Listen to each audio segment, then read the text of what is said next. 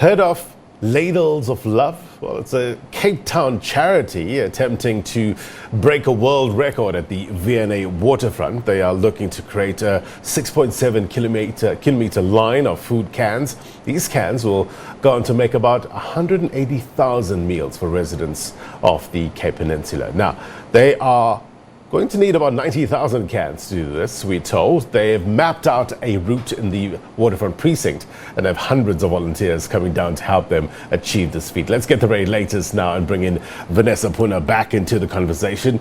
Vanessa, very good afternoon to you once again. What's the latest there where you are? Blaine, yes, good afternoon to you again. And of course, Ladles of Love, quite confident that they indeed managed to break that record, saying that they know that they've collected some 90,000 cans of tinned food. Of course, at the moment, I can tell you that counting is furiously underway and verification of whether indeed they have reached their target of the world record for the longest line of cans or canned food. Joining me just to explain that verification process is Lauren Groenewald. For this event, she is an independent auditor. Lauren, a very warm good afternoon to you. So I've seen people with little wheels, wheel instruments. I see physically as we speak, people are still busy counting.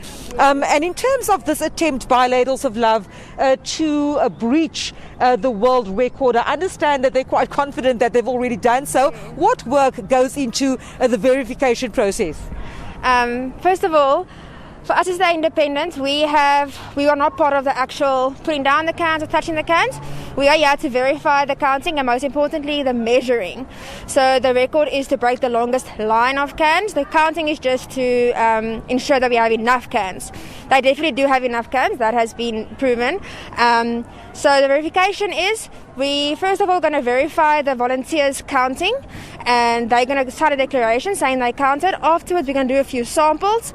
We've chosen 12 random sections throughout the whole snake of the waterfront, and we are going to be counting those and seeing does it agree with what the volunteer counted.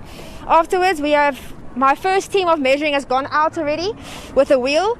They're measuring each kilometre and writing down the time and what section it was, and seeing when we get back to the finish line, is it 6.7, is it not, and that'll be the final call. And then, at the end of it, I'm walking again one more time with the wheel to make sure everything is grounded, everything is touching each other, and then I'm also pretty confident that this is going to happen. So more or less, what time are we looking at having it in black and white, so to speak, that this world record attempt has been successfully tackled by Ladles of Love? So our plan was to have it at 3:30 because the waterfront has been so kind to close the bridges and close the roads for us till 3:30. So our aim is 3:30. So I'm going to say 3:30 and be positive, but maybe for 4:30. Lauren Groenewald, thank you so much for speaking to me. Of course, Blaine, just explaining to us the verification process that will be unfolding for the next hour or two here at the waterfront, where 90,000 tin food cans have been collected as well as donated. And of course, yes, the fun element today would be to break that world record. But a more serious element, Blaine, is the fact that so many South Africans are going hungry. I mean, just a short while ago, I spoke to a lady in South Manual. She runs a feeding scheme in the Athlone area. She came out today saying that it's her time to pay back because she is one of the beneficiaries of Ladles of Love, and she was explaining to us that every little helps in terms of keeping hunger at bay for those who cannot afford to provide meals. Also telling us that for many people, the one meal that they do receive from various feeding schemes or soup kitchens may be the only meal that they get for that day. So indeed, good efforts here to feed about 180,000 or rather create 180,000 meals. But of course, numbers and numbers of organizations that are on the ground feeding those communities in need, indeed the beneficiaries of campaigns such as this one.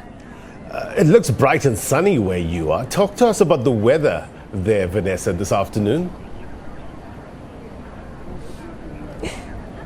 But Blaine, I actually made reference to that a short while ago because, wow, the organisers could not have asked for a better day today. I mean, we've got the backdrop of Table Mountain behind us, and of course yesterday a word coming through that it's been almost a year to the day that snow fell on Table Mountain. Now, we're trying to bring you some nice pictures if you can have a look at that glorious sight over there in the background. And over the past few days, we've been having a lightning and thunder, which I personally haven't experienced in the Cape winter for a while.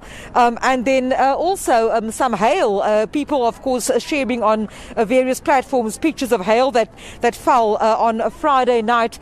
I can tell you, however, that today the weather indeed is holding up, making life very easy, or much easier for those hundreds of volunteers and people involved in this project, getting the tin cans here. And of course, once the verification process is complete, Blaine, they will have to then collect all the cans again, take it to Ladles of Love storage facility, from where they will then start dispatching to those organisations and charities feeding poor people in the communities around Cape Town. It might be cold around the country, but a story like this really warms your heart. And we thank you very much indeed, Vanessa, for bringing it to us.